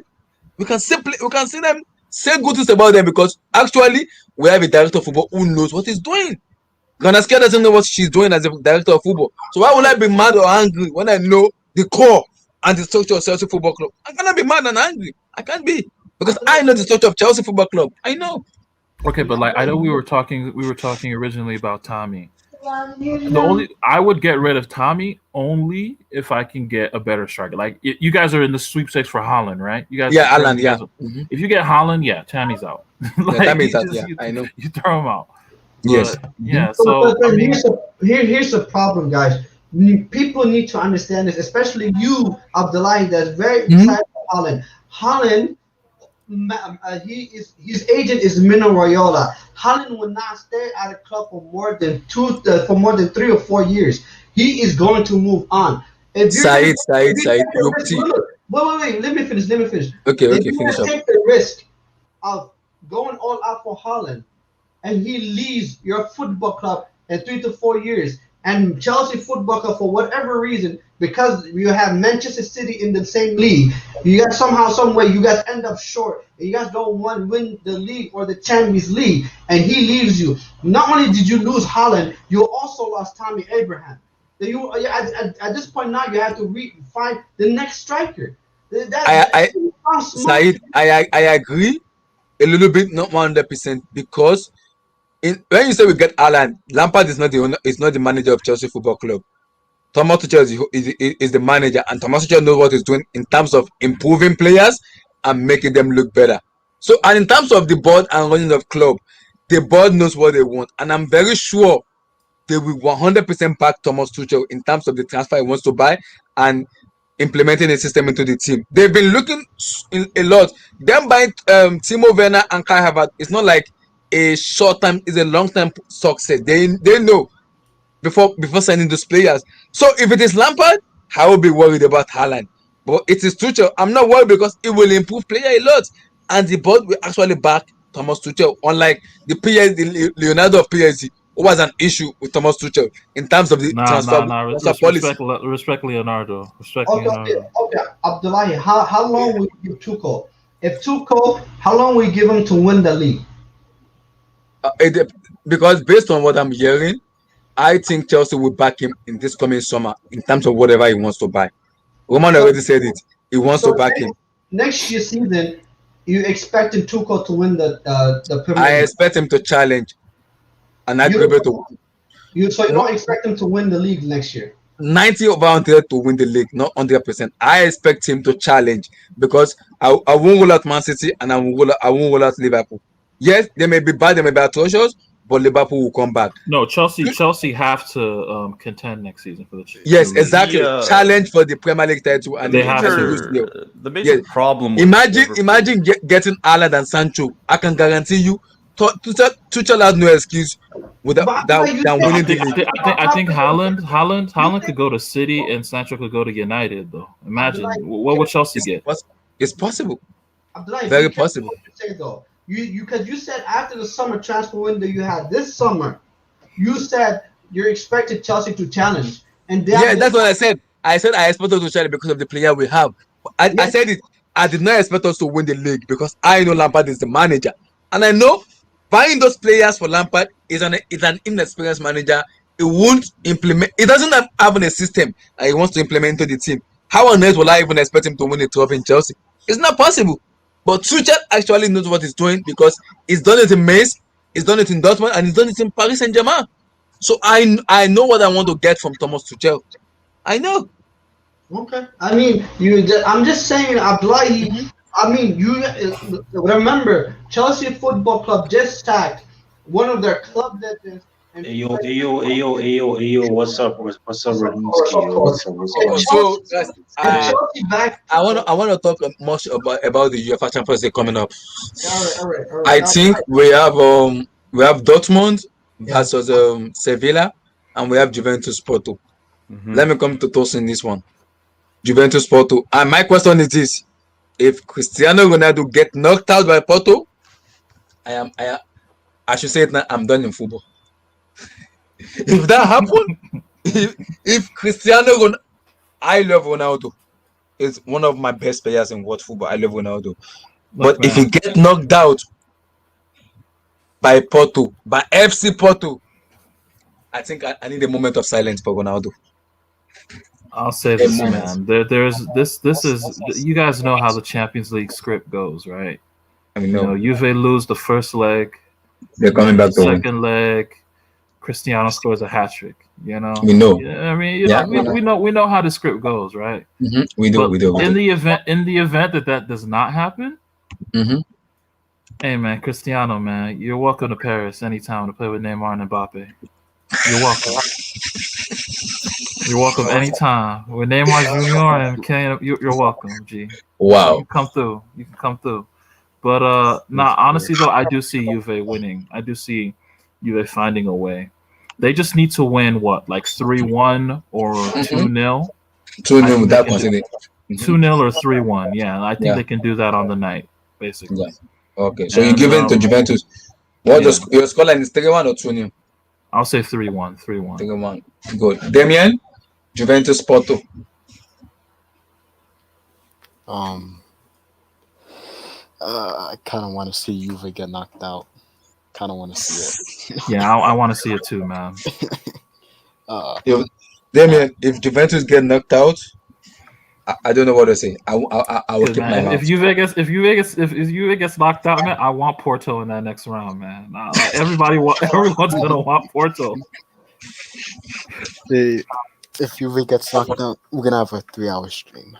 3-hour stream in a row. If Juve get knocked out, we're gonna. I need the Juventus fan to hold this stream. If Juventus get knocked out, I need to message Christ and then my team. We again. They need to hold this stream. I am not. If that happen, someone else is hosting this stream.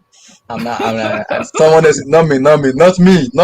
No, I won't do that anymore.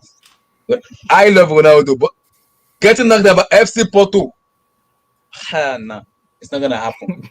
That will not. Nah. I can't imagine that happen. Ronaldo in Champions League. No. So Damien, what are you saying? You giving the Porto or you giving it to Ronaldo? I'm giving it. I'm gonna say 1-1. Porto going through. Wait. 1-1. So you're telling me? Wait. You're telling me they're gonna beat Juventus 3-2? Yeah. I forgot it was 2-1, right? It was 2-1, yeah. Oh yeah, I thought it was 2-0. My bad. It was 2-1. Bro, yeah, Juve, all Juve need is a 1-0. I think Juve got this, man. They got this. No. 1-0. Fair enough. Raimski, your thought on Juventus Porto? Well, for instance, I'm gonna leave my prediction to last, but let me just talk about Porto for a second. Porto only conceded 1 goal in their last 6 fixtures in the Champions League. They're a very defensively astute team. If you look over the summer, Hulk's protracted transfer saga, he basically dominated the headlines throughout Portugal because it was strong enough and realistic enough to contend for the Brazilian winger and and let's be honest, Porto have won the league titles like a season ago, and Pereira, he basically did a fantastic job of continuing Porto's fine run, right? In the Portuguese league now, I thought. Yeah, I mean, so the thing we're overlooking with Porto is they do have a lot of talent in the squad. They're coming off excellent European Championship with Portugal, like a lot of those youth talent. They have, and a lot of them decided to stay within Porto. So it's the thing I'll say about Porto is, watch out for their defense, and they're very and the thing I will say about Juventus is the lack of Dybala, the lack of creative ability in that team, basically just over reliant on Rabiot and Arthur and these guys. It's not very good to watch. It's not very good football. A lot of it is wait, Drew. Like, do you think is Dybala gonna play? I heard Dybala won't be able to play. Dang. Yeah, and Dybala's been missing for quite a while now. So it's not looking too good, man, for Juve. I think I will side with a 1-0 Porto win, as surprising as that may sound. Yeah, honestly. Yo, you telling me Porto's gonna beat Juventus? Look, man, we've seen stranger things, man. Yeah, if Porto knocked out Ronaldo, I am not hosting this thing. I am not. I am not. I'm not. I'm literally serious. I'm not hosting this thing. No. I don't blame you. Cannot afford Ronaldo to get knocked out. No. It was bought to Juventus to win the UCL, not the Scudetto. Not the Scudetto. If he get knocked out by not even a big team like PSG, Bayern, FC Porto, it won't go well. Ronaldo fanboy will not have this well. It won't go well. As a great man once said, this is football heritage. You gotta just believe it up to life. If that happen, my lord in heaven, I will remain silent. I won't say a word because if that happen, it won't go well. Imagine Ronaldo and Messi getting knocked out in the round of 16 same year. Oh, that would be so good. Then we can have none of them talking. Neither of their fans talking. If that happen, they're finished. We'll have a conversation. Said, Porto, Juventus. You there? Said? Oh, I think he left. The man is sleeping. Said, I will induct you. Porto, Juventus. Oh, he's muted. He's muted. He'll be back. Call, you there? Core. You move from AC Milan to Barcelona to Borussia Dortmund now to Bayern Munich. Say something. I gave my prediction. He said in the comments. You gave a prediction. Oh, what yeah, is? See it. Wait. You said Porto upset. 3-1 upset aggregate. 3-2. 3-2 upset. Call. If Ronaldo get knocked up by FC Porto, a moment of silence for Ronaldo and Juventus fans. A moment of silence. We'll pray for them. We'll surely pray. Like honestly, Matt, if that happens, man, Ronaldo's time at Juve, I won't really blame Ronaldo fully because he hasn't had the world-class players behind him. Mm-hmm. But man, like they brought you in to at least be closer to a Champions League. Yeah. And you got them farther. And you're not even as good in the league. Inter look like they're going to win the league this year. Yep. Yeah. Exactly. I'm just saying, man, it doesn't look too good for Ronaldo fans right now. I mean, exactly. in that semi-final. Yeah. Not even round of 16. Nah. I don't want that. That will not happen. So, Dortmund, Sevilla. Call. I need you to speak on Dortmund. You move from AC Milan. I remember very well. AC Milan. You fly. From Barcelona to AC Milan. From AC Milan to BBV. Borussia Dortmund. From Borussia Dortmund, now you fly to Bayern Munich. I wonder where you will go after your contract expired in Bayern. Maybe United next or PSG next. I wonder where you're going. I wonder. I'm waiting. I'm staying in Germany. I'm staying in Germany. I always been staying there. Regardless where I go, I'm staying in Germany. Yeah. Okay, Dortmund Sevilla. Who goes to? Bro, I think this is blessing in disguise for Dortmund. Not having Guerrero is a huge plus. Like I've always said this. Like the thing about Guerrero is he's like the second carbon copy of Jordi Alba, and I think that's the problem with Dortmund because he's the second copy of Jordi Alba. Mm-hmm. He has his off days and he can really play poorly. Like that's why I'm so happy that he's not playing. And because of that, I don't know what to say. But then again, I'm also thinking to myself, Dortmund don't have Sancho. Sancho got injured. He's not going to play. No Sancho. Oh, he's injured. Yeah, he's injured. Oh my God. Too. Oh my. Akanji is injured. Ah, So I'm thinking about it, and I'm like, Sancho is I in form now. think, He's injured. Oh my God, we scored, man. We yeah, scored. We scored. We scored. We scored. bro, like, but this is the thing. Like, this has been like Dortmund for ages, where like they'll have a run of good form, and then all of a Mhm. sudden, like they just get injured because they're not really mentally prepared. Like you look at Bayern Munich, you see them, and that's why I came in Bayern Munich. Like, look at how mentally prepared they are. You know what I'm trying to Mhm. say? Mhm. Like in these type of games, like they're really not mentally prepared, and I just feel like Sevilla is going to score two, and I think it's going to be Dortmund zero. Um, I At don't. home, Dortmund are not going to score at home. At They're home, not going to score. They're not In going to score Sigma, is it Sigma because Iduna Park? Nah, yes, G, yes. that's Bro, crazy. you know why I'm saying this, bro. Let me tell you something, okay? Bro, they're missing Akanji. Their most consistent defender this season has been Akanji for them. Hamus has been poor, and Call, Michana has call, been call, poor. call. If it is Mhm. reverse psychology and Dortmund win 2-0, I will induct into class A. You know that, right? No, no, no, no. Listen, If that no, no. happen, But I'm being serious.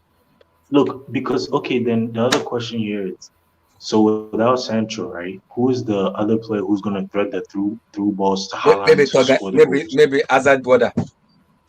Hazard brother can't thread through passes to Haaland. He's not that type of player. You know what I'm trying to say? Haaland gonna have to create something for himself, or they'll have to score And off of a set piece or something. Exactly. and that's the problem. And that's the problem. He's gonna have to create for himself because you can't trust in Royce and you can't trust in Thorgan Hazard. So my thing here is I really do think that Sevilla is gonna win this fixture just because of set pieces Mhm. and also because they like I think Dortmund will really need Reina and Sancho. Even tomorrow's game in their Classicer, I think not having Guerrero is a blessing in disguise for them, to be honest. But not having Guerrero for the Sevilla game, I think is really, really good. Just give us a So prediction. Is it 2-0 Sevilla or 2-0 Dortmund? to be honest, man, I this Thursday guy, I think he's gonna go pragmatic and hit Sevilla on the counter. On the I counter. can see Okay. 2-0 Sevilla. Yeah, 2-0 2-0 Sevilla. Sevilla. Yeah, Tosin, yeah, sorry. Dortmund Sevilla. Um, 2-1 Dortmund. I don't believe in Sevilla attacking. I think their attacking setup is nothing special for the Champions League level. No, but When Rahimski, do you really trust Dortmund's defending set pieces? That's my problem right there. They're not really good at defending set pieces.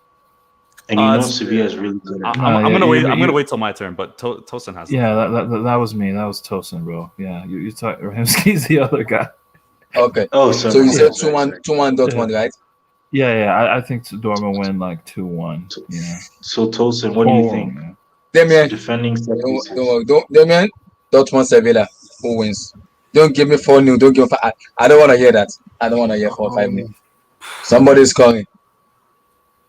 I uh, don't want it to be like the Real Madrid Atlanta match. That match was boring that I almost fell asleep. Literally boring. I think this game will be interesting. To be fair, it'll be interesting to see, Dortmund how they set up. Are they gonna go pragmatic? Are they gonna go, Mm-hmm. attacking? Make sure they, finish this tie. Um, No, I think Terzic is gonna go pragmatic, Damien. mm, Because if you look at all the big games Terzic has played, especially against Leipzig, like he sat back and literally hit the teams on the counter. You understand what I'm trying to say? So I think that's gonna be his approach. And plus he doesn't have a Guerrero who can give him a different attacking outlet. So what's the prediction, Damien? I'm just gonna go. Uh, I'm gonna say 1-1. 1-1. So Yeah. 1-1, Dortmund goes through there. Yes. Yeah. Raimski, your prediction. Yeah, man.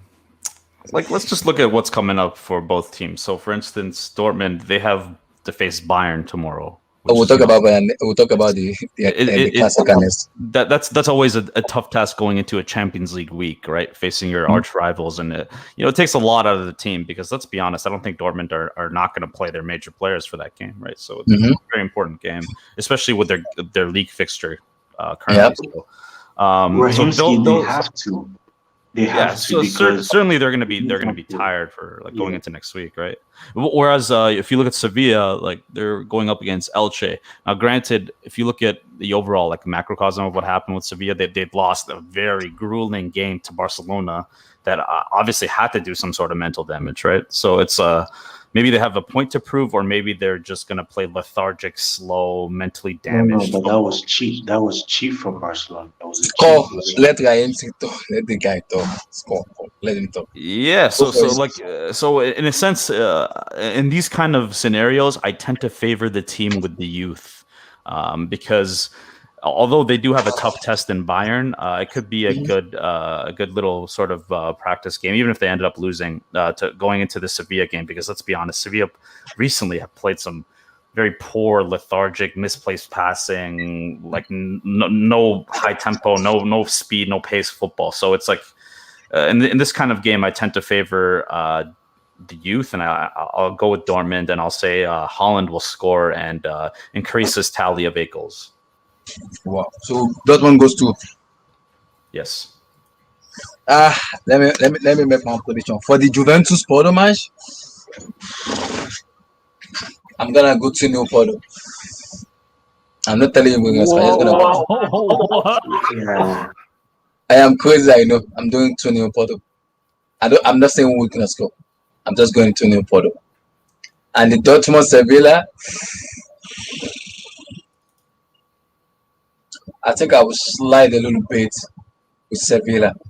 The reason is because I would not put the league form and the Champions League form is way different.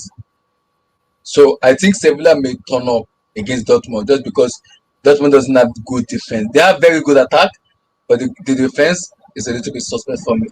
So I will go 2-1 Sevilla. 2-1 Sevilla for me. Exactly.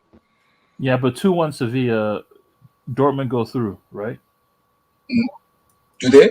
Because it's taken to the first leg.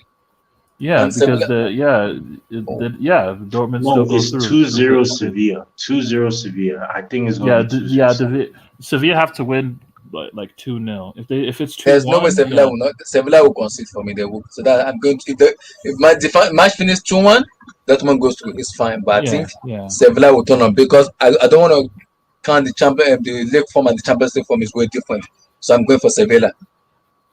And I think the next one before we round up is the Madrid derby. Atletico de Madrid and the Real Madrid.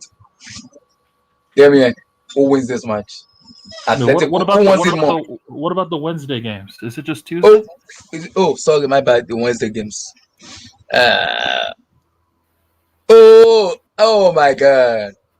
Somebody needs to be inducted into Class A. I'm not the person. So Wednesday games: Paris Saint-Germain, Barcelona.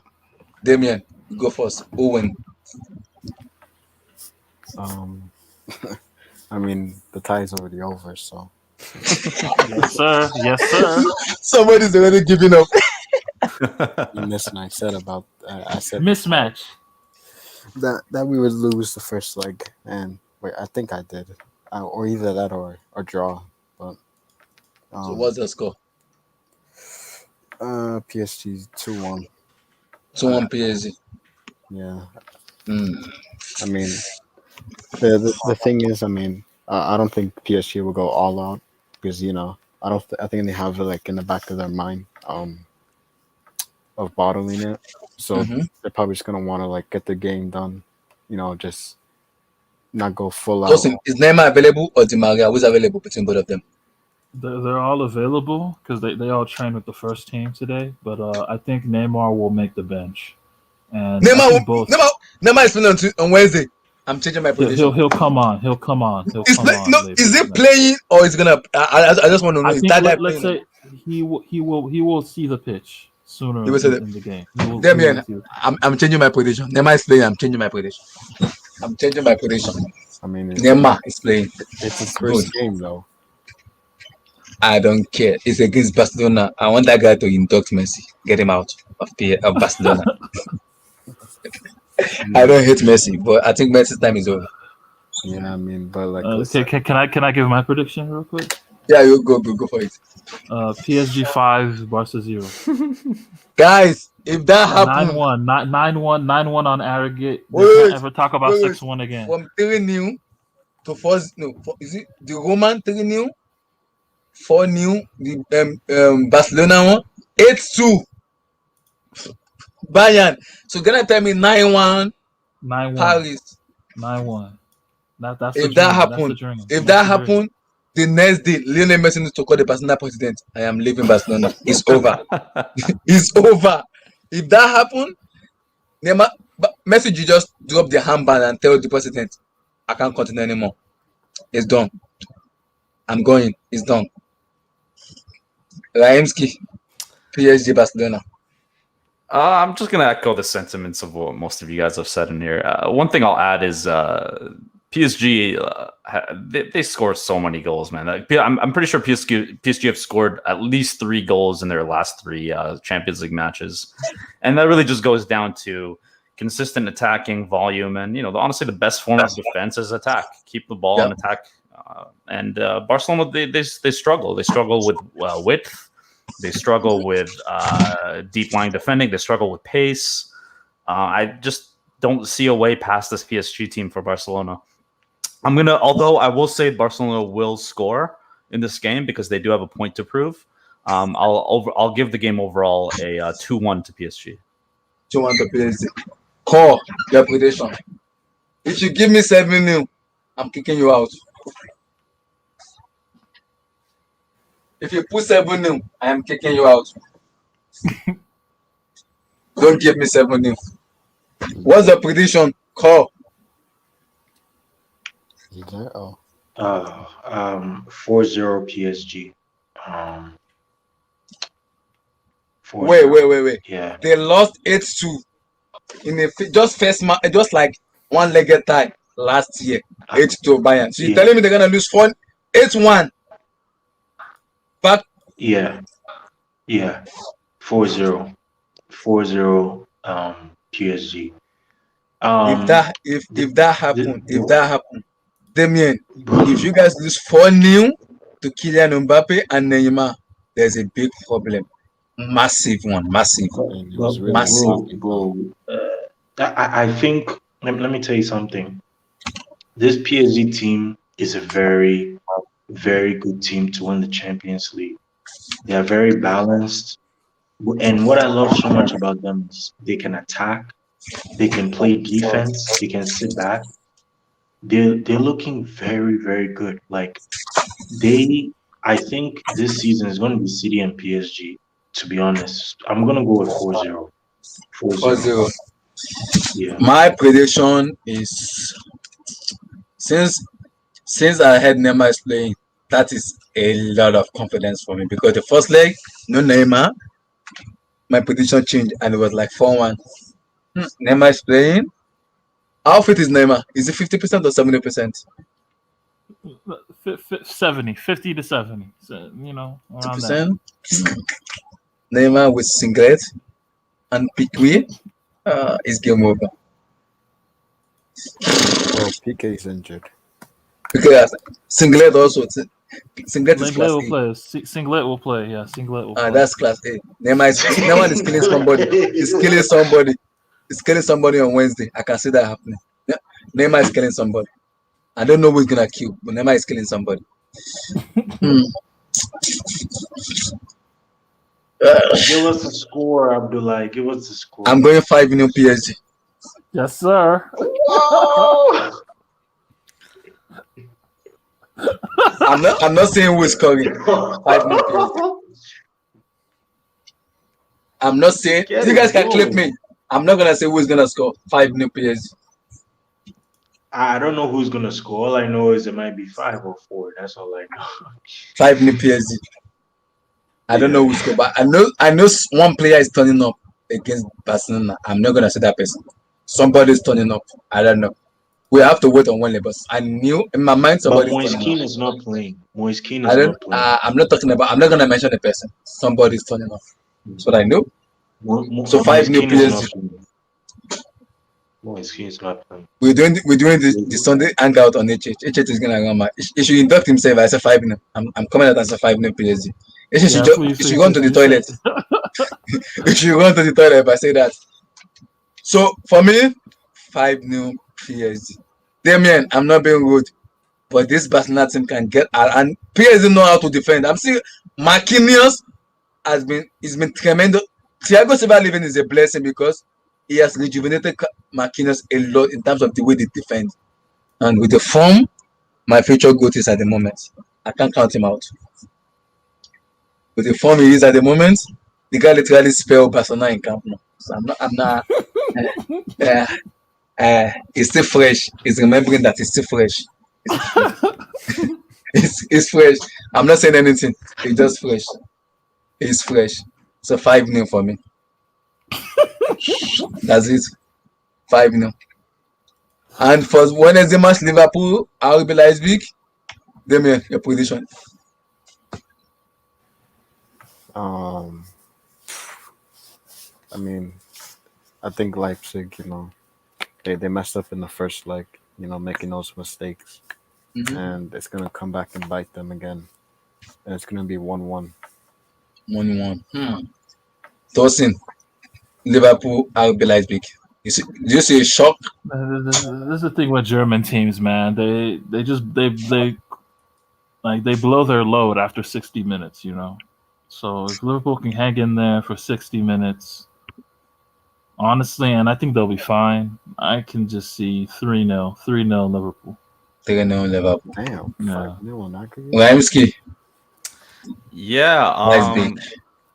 I'm gonna go with Leipzig here, man. I think Liverpool I think they're a mentally defeated team. I think Leipzig. If Liverpool lose UCL and finish it, so you want to tell me they're gonna go to the UEFA Conference League? I'm not having that.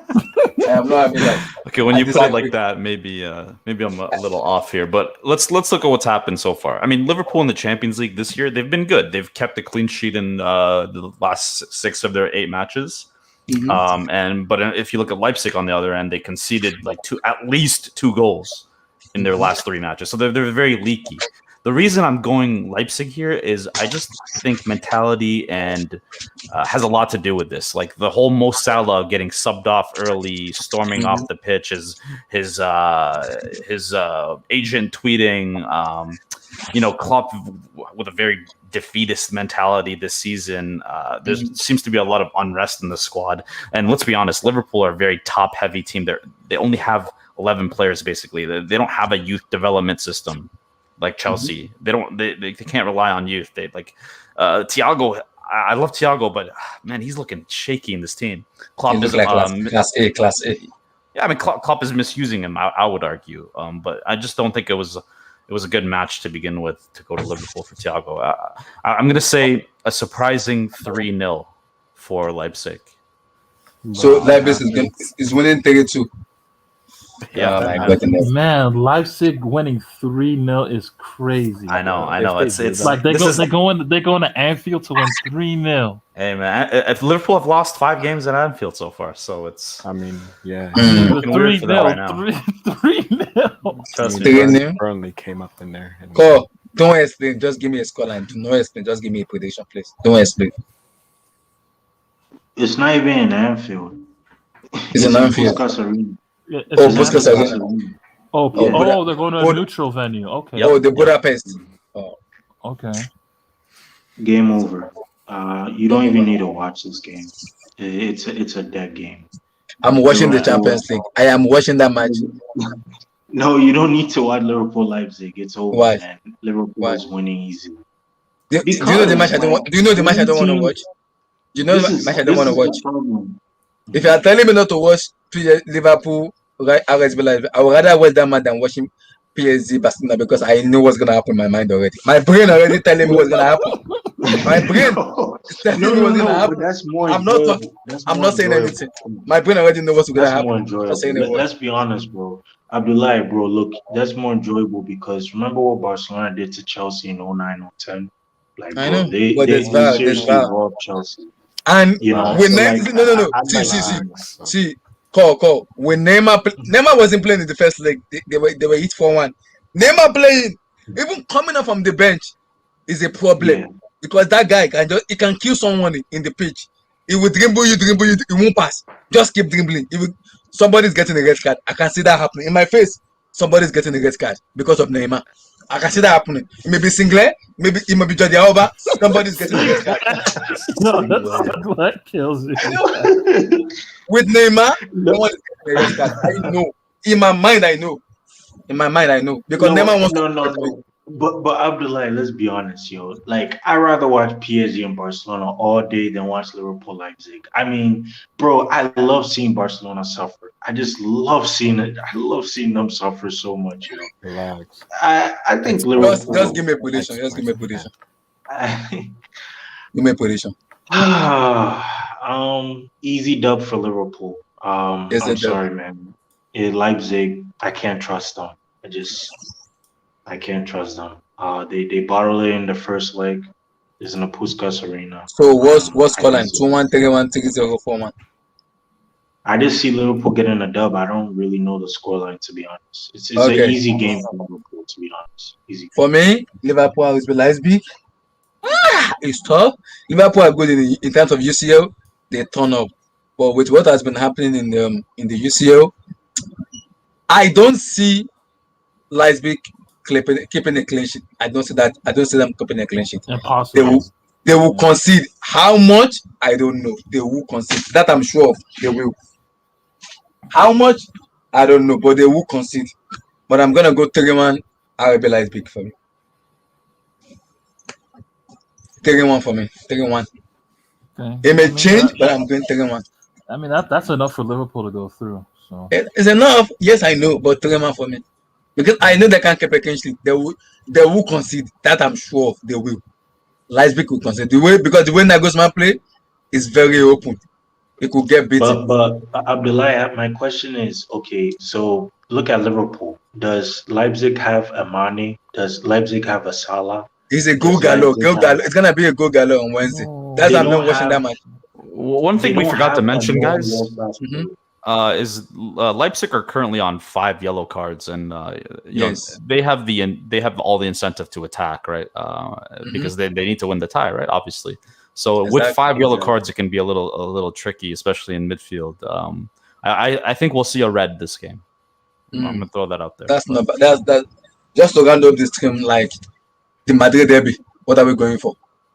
Do you mind me starting with this Sure, one? sure, Abdullah? sure. It's more of my territory. So so it's we got Kieran Trippier. He's coming back after the whole betting scandal suspension, so he's going to be back on the right wing. It's a very good outlet for them on the width. Obviously, Jimenez is still a doubt because I don't know if you guys know, but he had an adductor injury earlier in the season. So it's likely that Felipe is going to start in a back three. That's the way Simeone has been doing it lately. If you look at like Atleti and their width in general, it's Lamar and Carrasco. They've been deemed fit lately, but it's not guaranteed that they're going to start. But I would say that it's likely that Lamar would start and Carrasco maybe a 50-50. On our end, it's Militao recently. He actually, funny enough, he got an adductor injury as well. But Nacho's been playing so well. I'm sure Zidane's going to prefer him at center back. Is there Ramos? No Ramos, right? No Ramos. No Ramos, unfortunately. But Ramos No is Benzema? targeting no Benzema, but Ramos is targeting a return in the Champions League. So okay. we'll see him fairly soon. Benzema apparently can play on Sunday. That's what I've been hearing. But he's not been training with the first team. So again, that's just a 50-50 call. Valverde he is available to play, so I think we will see Valverde. But if we don't see Valverde, obviously Isco will get his chance as well. If we're looking at the outside facts about the match, Atletico, we know what they've been doing this season. They're undefeated in 36 of their last 38. Very important record for them. They've had They've kept a clean sheet in their last 4 games, so they're obviously in good form. They don't tend to score a lot. The volume of They just score one goal and defend with their life. yeah, exactly. So they have under 2 goals scored in the last 4 games, but I mean with clean sheets, that kind of balances it out, right? Whereas if you look at Madrid, a lot of people have been overlooking us. I would say we're undefeated in our last 14 out of 15 games.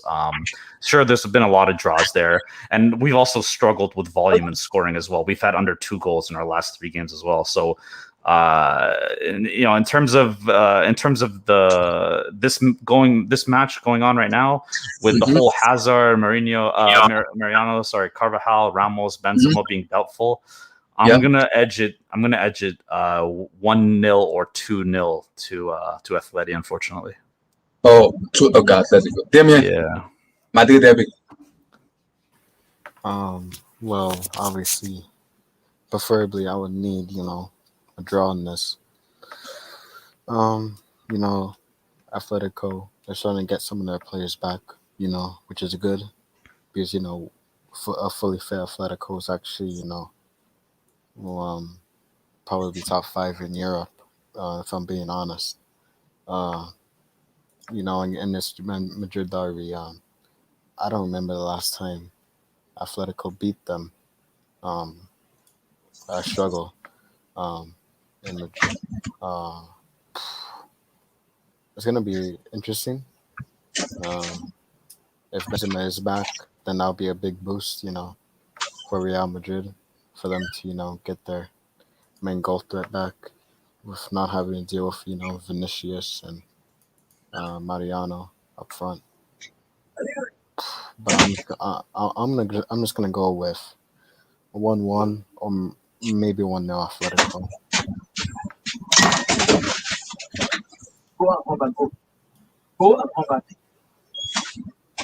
So who are you guys giving it to? Madrid or Atletico? I'm gonna go 1-1 or maybe 1-0 Atletico, but I'm sticking with 1-1 or 0-0. 1-1. Fair enough. I think this kind of round of the stream. So I think Cotonou is standing. He said Sevilla are 4. They only beat the club La Liga team and have lost against every big team. Atletico, Barca, Madrid, Dortmund, Chelsea, and ain't beating Dortmund. Coach, we'll see. And he also said Leipzig are 2 open. Liverpool, we got at least 1 game. That's my problem. That's what my problem is. He also said that Messi is getting a red card. Chill. That's the GOAT. As Benzema is back, we will see. I beg Simeone actually attack this game. No more sitting back. 11 men behind the ball. Now we're not getting that. It's packing the bus. It's packing the trailer. Don't worry. He also said LOL. So I think that's the end of this thing, guys. Really appreciate you guys for coming up in today. So the Classica tomorrow, I am not watching that match, guys. I already know what's gonna happen. I'm not watching. I'm not. I am not watching the match. So guys, peace. Really appreciate you guys for coming up. Like the video. Finally, under subscription. Really appreciate you guys. Let's get to 1,000, guys. Let's get to 1,000. Thanks for Thank you having guys me. for coming up. Thank you. Really appreciate it. Peace out, guys. Peace. Take care, bye. Guys.